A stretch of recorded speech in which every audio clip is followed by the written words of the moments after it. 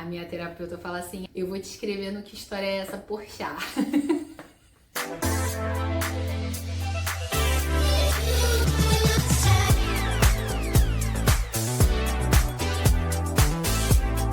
Então, essa história tem 14 anos já. Ela acontece num dia qualquer da semana que eu trabalhava no centro do Rio. Eu tava numa empresa que fazia emissão de bilhete aéreo.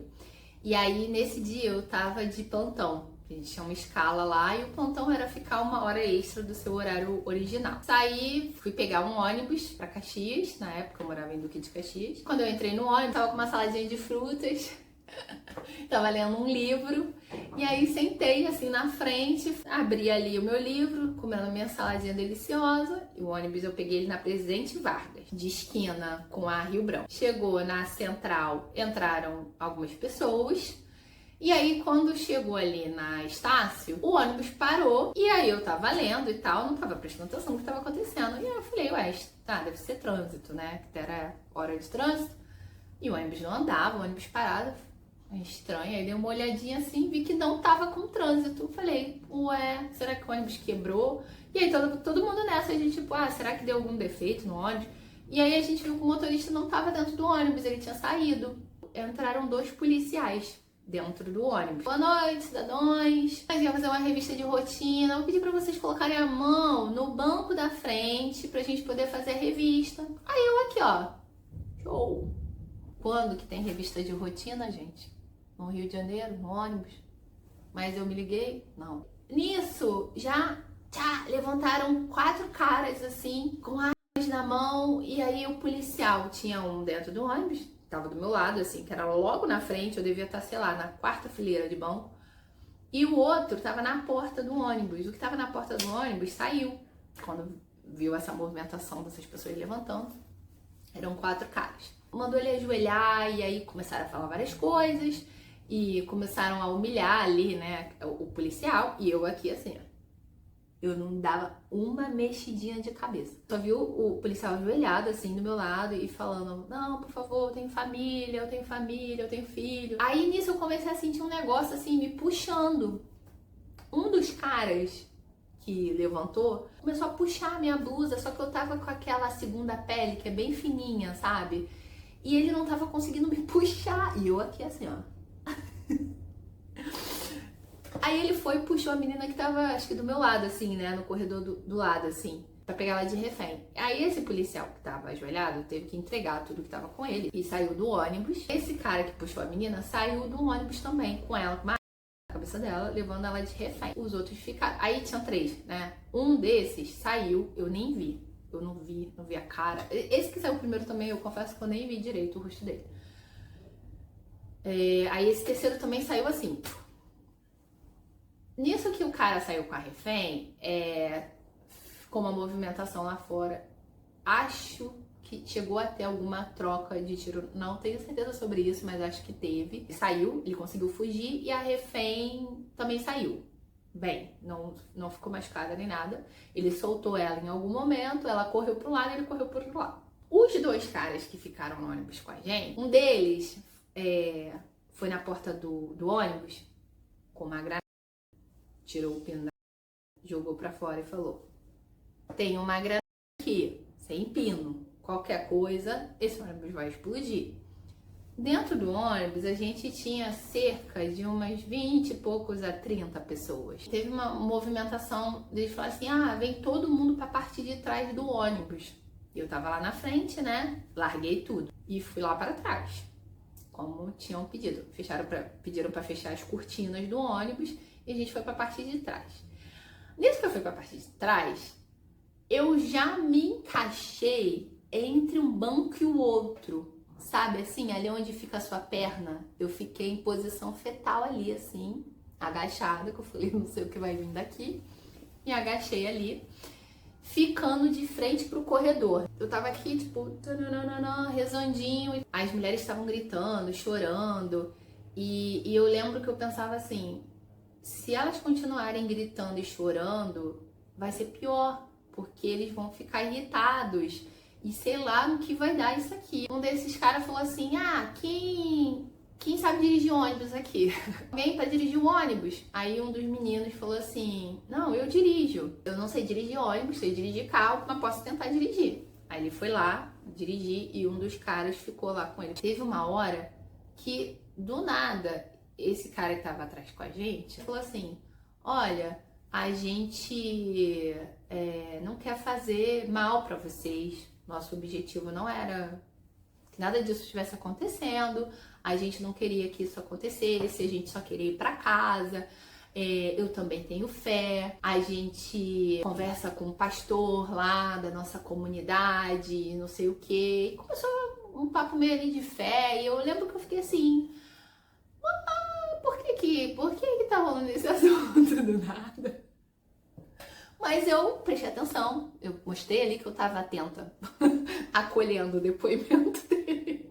Aí nisso que ele começou a dirigir, ele obviamente não sabia dirigir um ônibus, né? Então ele ia assim, né? Com o ônibus assim, pra um lado e pro outro. A gente quase caiu no valão ali da Presidente Vargas algumas vezes, na minha cabeça pelo menos, né? Pode não ter sido real, mas na minha cabeça a gente quase caiu algumas vezes. Assim, a Presidente Vargas já estava fechada dos dois lados. E quem conhece o Rio de Janeiro sabe que a Presidente Vargas é uma via muito importante.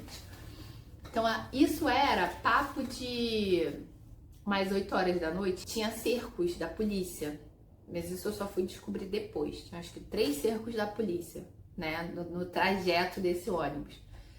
Quando o menino começou a dirigir, ele passou por um cerco.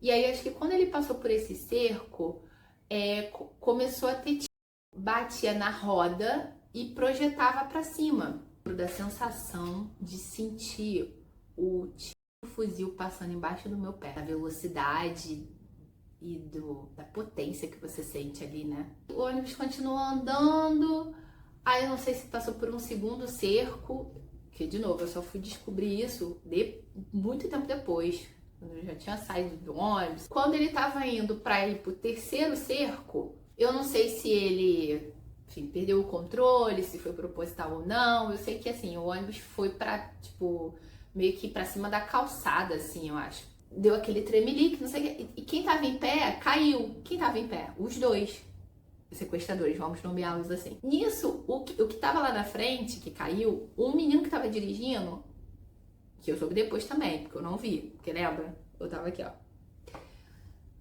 Quebrou a janela do motorista, pulou e saiu do ônibus. E saiu correndo pela Presidente Vargas. Um perigo, inclusive, né? Pensando depois, porque, pensa, tinha os cercos policiais. E os policiais podiam achar que ele era um dos supostos sequestradores, né? Uma loucura. Mas era o jeito que ele encontrou de sair do ônibus também, né? E o que tava atrás com a gente... eu lembro que quando o ônibus tremeu, que eu vi ele caindo, eu falei assim, morri queimada, já era, tá pegando fogo. Abri o olho assim e ele tava no chão com a granada assim, ó, pra cima, assim, ele deitado do meu lado aqui. Aí eu, graças a Deus. Aí eu falei assim, fulano, não larga essa por nada.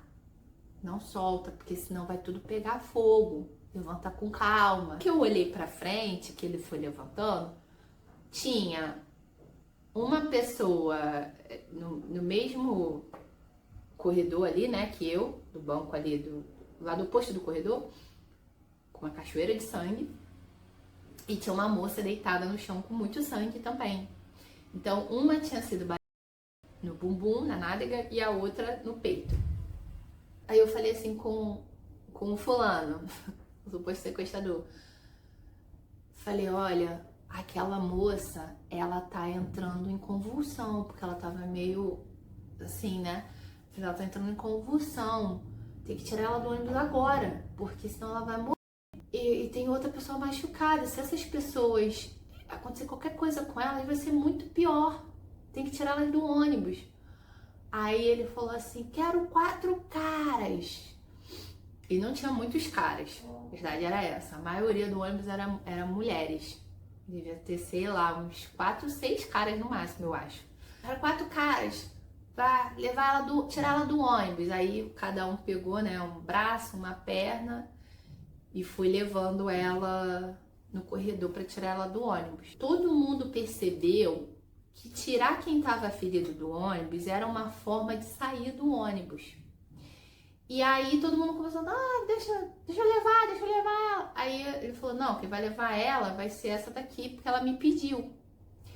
Aí eu peguei essa mulher, que eu lembro até hoje o nome dela, mas também não vou falar aqui, né, porque a gente precisa expor as pessoas. Botei ela aqui assim, em volta do meu ombro, falei, bora. Aí ela, minha bolsa. Aí eu, ai meu Deus, botei a bolsa dela aqui, bora. E assim, ela era maior do que eu, ela era bem alta e tal. E aí vamos, e o chão todo escorregadio de sangue, né? Cheio de sangue. Eu puxei ela e fui puxando meio assim, sabe? Com uma força que eu nem sabia. Aí a escada era aquela escada péssima de ônibus desses meio executivos. Aí eu fui meio descendo assim com ela quase que de bunda, coitada. Mas era o jeito que eu encontrei de sair dali, né? E aí a gente saiu do ônibus, aí tinha uns policiais assim, parados. Aí eles vieram meio, né, naquela tipo, quem é você, né? Você é refém, é o quê e tal. Aí a gente, não, refém tá baleada aqui, aí botou ela assim no chão, né? Meio sentada assim de lado. Aí eles estavam naquela de estar atento ali o que estava acontecendo e tal. E aí eu lembro que eu fui assim pra Presidente Vargas e aí tava tudo deserto, né? E aí tava esse menino que dirigiu o ônibus assim, completamente perdido, assim, olhando pro nada. Voltei pra lá e tipo assim, o que a gente faz, né? E agora? Como é que a gente sai daqui, né? Porque estar aqui ainda está em risco. Mas a gente não sabia o que fazer, pra onde ir, como é, sabe assim? Você fica totalmente perdido. Aí eu lembro que eu olhei assim, e aí a senhora tava no chão, e a outra também, baleada, e aí eu fui lá no policial e falei assim, oi, tem que levar elas pro hospital, porque ela vai morrer aqui. E aí o policial, não, que a gente tem que ficar aqui, né, meio fazendo guarda aqui do ônibus, porque, enfim, os caras, os supostos sequestradores estão lá ainda. E aí eu, não, mas tem que levar ela pro hospital, porque ela vai morrer aqui, tem que chamar uma ambulância. Só que assim, eu não tinha noção de que a Presidente, por mais que eu tivesse a Presidente Vargas vazia, eu tava sem noção, totalmente perdida. Aí não tem como a ambulância chegar aqui, tá tudo parado, tá tudo fechado, e realmente tava tudo parado. Aí eu, não, mas tem que levar ela pro hospital, mas eu perturbei esse ser humano, falei, tem que levar ela pro hospital. E aí, em algum momento, ele falou, tá bom. Pegou o camburão que tava lá, parado com eles. A gente botou a senhora, eu acho que foi na parte de trás ali, né, que tinha mais espaço. E fui eu com a outra, que tava na nádega, atrás, no banco de trás. E ele falando, cara, a gente vai ter que ir pela contramão, vai ter que subir na calçada, porque o hospital era muito perto, acho que era Salgado Filho. Mas, tipo, não era como se fosse fácil chegar lá, sabe? Assim, eu nem lembro como é que ele fez. Eu só lembro que a gente foi na contramão, a gente foi na calçada e a gente chegou nesse hospital. E a gente chegou até rápido. Aí quando a gente chegou lá, já veio o pessoal da emergência, pegou a senhora, foi levar, e aí foi levar a que tava, né, que eu tinha tirado. E aí ela falou assim pra mim, olha, liga pro meu noivo, avisa pra minha família, né, que eu tô aqui e tal. Eu falei, não, com certeza, eu vou ficar aqui até eles chegarem, eu não vou sair daqui. E aí eu falei assim, pô, posso usar seu celular pra poder ligar pra minha família, né, ver se eles vêm aqui me buscar e tal, porque eu deixei tudo lá no ônibus. Eu não olhei pra trás, eu só saí. Aí ela, pode sim, mas eu tô sem crédito. E aí eu, tá, não, show, vou, vai dar certo. Falei, não, vou ligar. Aí ela entrou pra ser atendida, eu fui, liguei pro noivo dela, avisei, falei, não, ela tá bem, dentro do possível. Você não tira aqui, mas já tá sendo atendida, a gente tá aqui em tal lugar, vem pra cá, vamos fazer cirurgia nela, enfim, fazer o que tinha que ser feito e tal. Ele, não. Falei, vou ficar aqui até vocês chegarem, não vou sair daqui. Fui ligar pro meu pai, né, pra avisar que eu tava lá.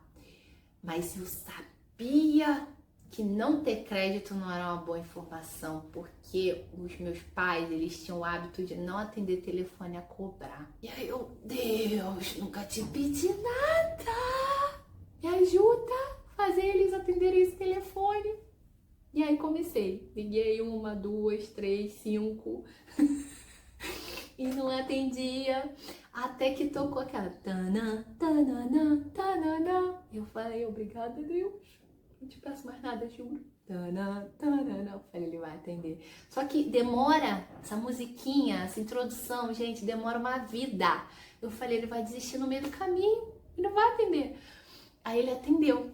Eu falei, pai, tô te ligando pra avisar que eu tô bem, tô no hospital, porque eu tava num ônibus que foi sequestrado. Mas você tá bem e tal? Eu falei, não, eu tô bem, não tô machucada, não tô ferida, mas eu tô no hospital porque eu tô com uma outra pessoa que tá ferida. Mas eu queria que você... Eu tô sem nada, eu tô sem bolsa, deixei tudo, larguei tudo pra trás. E eu tô te ligando pra pedir pra você vir aqui me buscar. Volta pra casa. Eu tinha acabado de sair de um ônibus que foi sequestrado. Aí eu falei assim, é que pai, não dá não. Eu tô sem meu Rio Card, não vai dar. Eu tô sem dinheiro, eu tô sem cartão, não vai dar pra pegar outro ônibus. Eu não tenho como ir aí te buscar. Eu tô sem carro, tá tudo fechado. Pô, pai, tenta aí ver. Eu espero aqui, espero. Tenta aí ver se você consegue me buscar.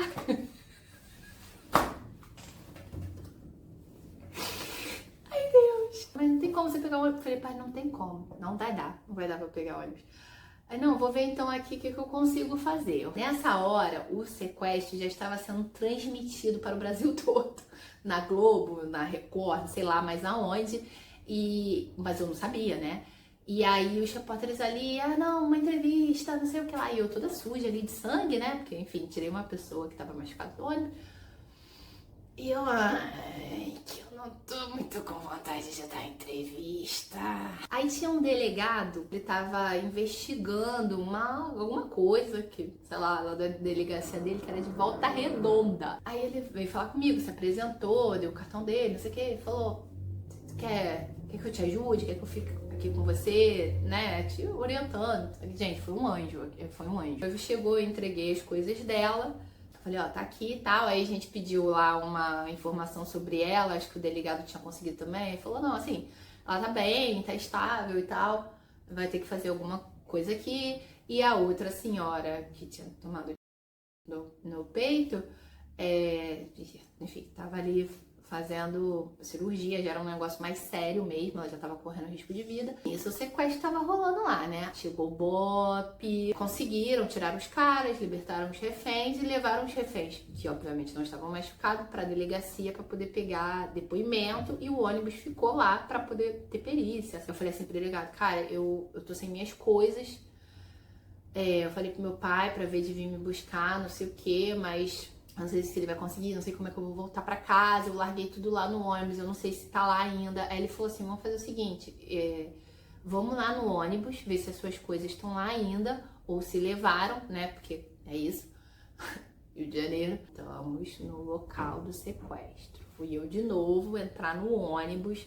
pra ver onde eu tava sentada, pra ver se minhas coisas estavam lá.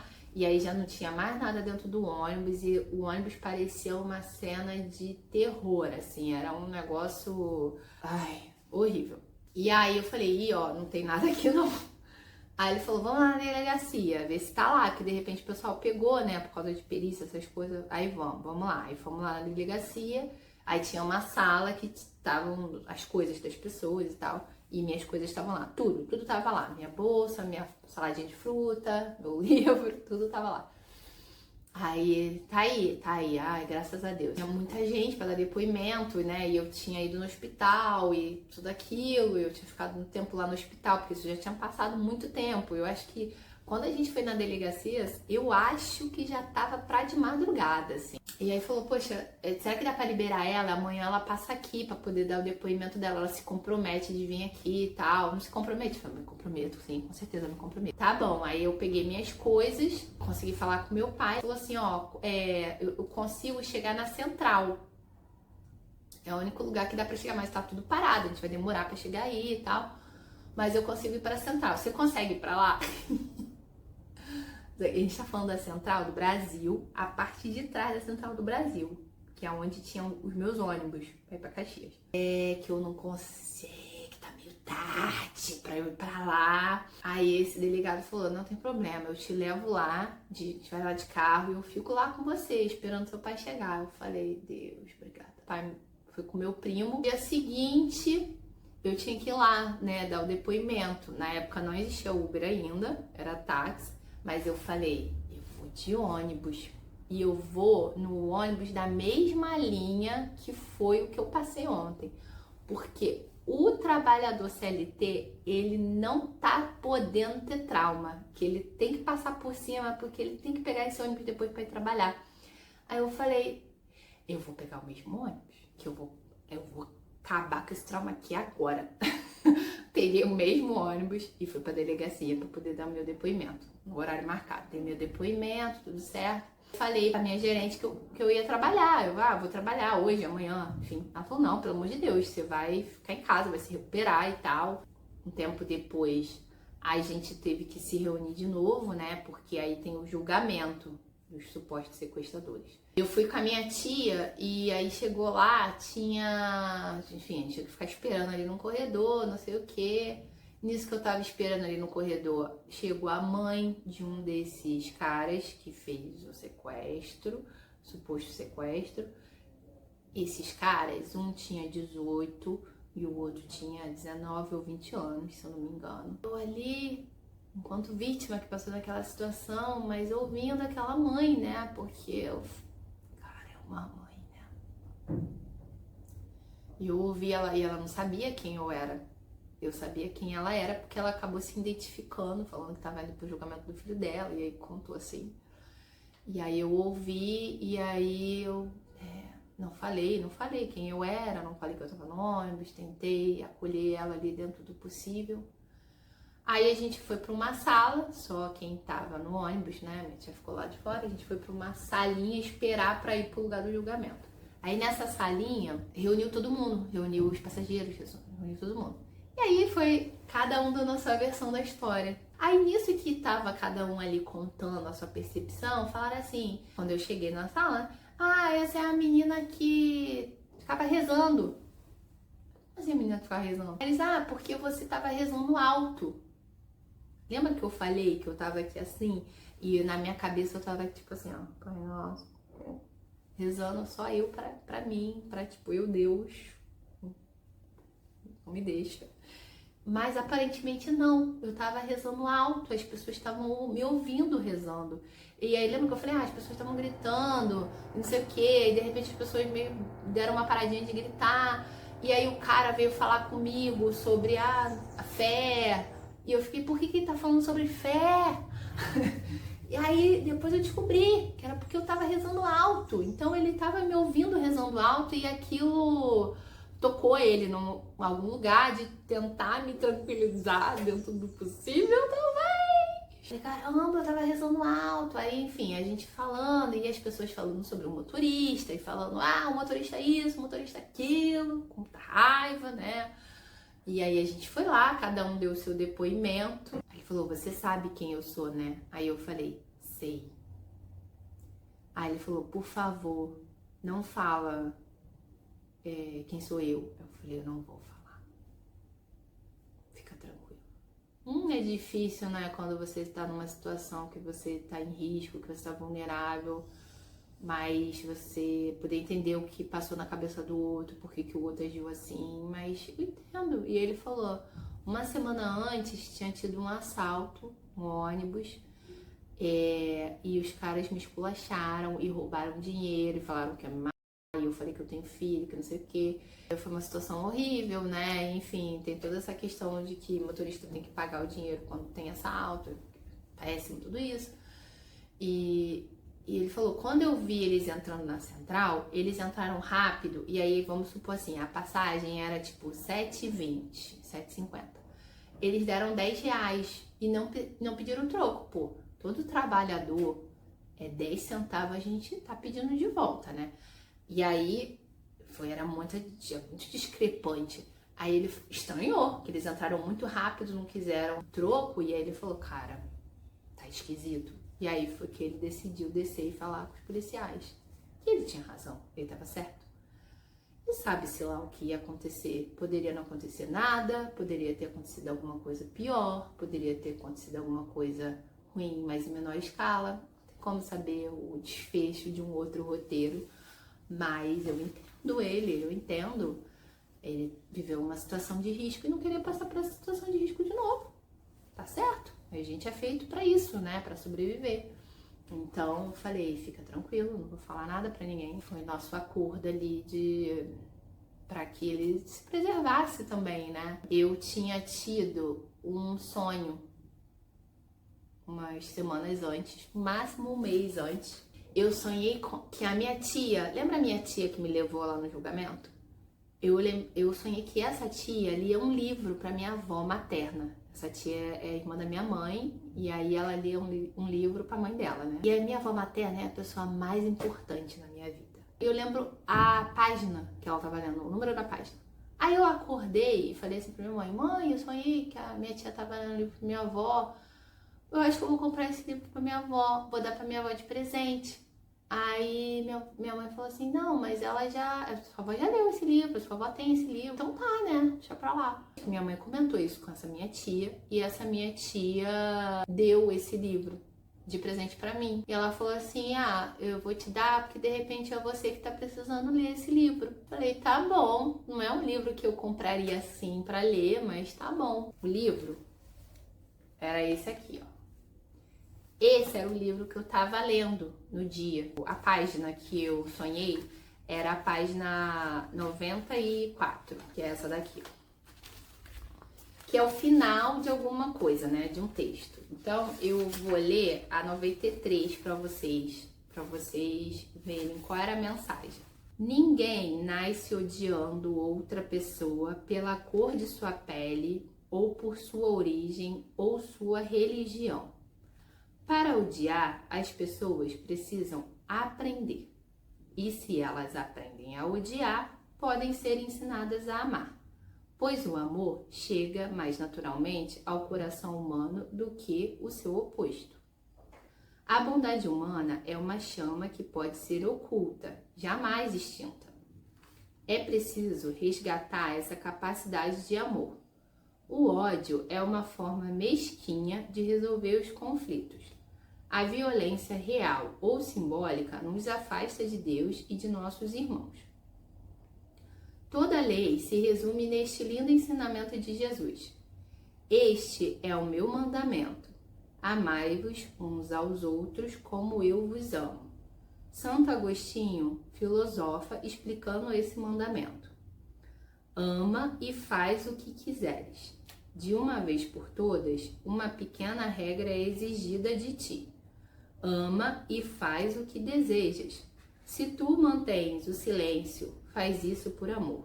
Se gritas, faze-o por amor. Se evitas punir, faz isso por amor. Cultiva em ti a planta do amor, pois dela só poderá vir o que é verdadeiramente bom, por amor. Quem ama nunca faz o mal, e é para o bem que nascemos. Essa é a página 94. Aqui eu não estou querendo converter ninguém, não estou querendo fazer um vídeo sobre religião, não é nada disso. Mas isso é um fato dentro dessa história. Eu tive esse sonho, eu ganhei o livro e eu estava lendo esse livro na hora que tudo aconteceu. A forma como eu resolvi lidar com essa história foi um jeito muito meu e acho que muito no espírito do que eu tava lendo nesse livro, de não ficar com ódio, não ficar com rancor, não, sabe, não quero postergar essa história de uma forma ruim. Tentei tirar lições disso tudo. Obviamente depois eu fiz acompanhamento de terapia, então assim, eu encontrei um outro ônibus para pegar depois de um tempo, porque esse ônibus me deixava mais perto do trabalho e mais perto de casa, então ele era mais confortável pra mim.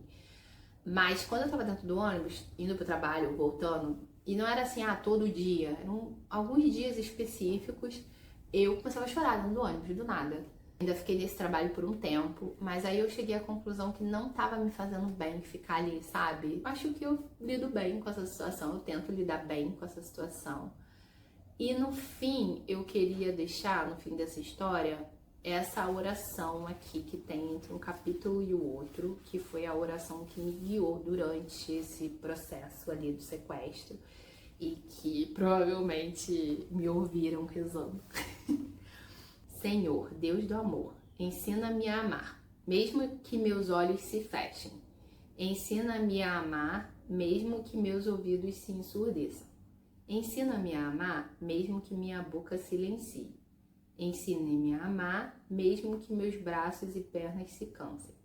Ensina-me a amar, mesmo que o mundo me apresente outros valores. Ensina-me a amar, mesmo que meus irmãos me traiam. Ensina-me a amar, mesmo que a esperança se vá. Ensina-me a amar, mesmo nos momentos sem fé. Ensina-me a amar, eu quero amar, Senhor. Primeiro a vós e depois aos meus irmãos. Quero amar a mim mesmo, sem egoísmo, mas como templo do vosso Santo Espírito. Amém. Hoje a minha espiritualidade é uma conexão minha com Deus, muito ligada à minha criança interior, e depois eu quero fazer um vídeo sobre isso. A minha criança interior, ela se conecta muito com Deus e eu carrego isso para lidar com a vida. E aí aqui tem a mensagem da minha tia, né? Naira, lê este livro em oração. Muito ágape para você. Agosto de 2011, ó, que foi quando aconteceu. Acho que a mensagem que eu quero deixar sobre essa história de amar, não focar nas coisas negativas, escrever o roteiro da sua história a partir das coisas que acontecem com você, que você pode dar o seu plot twist mesmo diante de situações assim. Espero que essa história sirva para coisas positivas, que é isso que eu quero no final das contas, focar nas coisas boas, trazer histórias aqui para vocês, histórias que tragam boas mensagens também, tá bom? Beijo e até a próxima!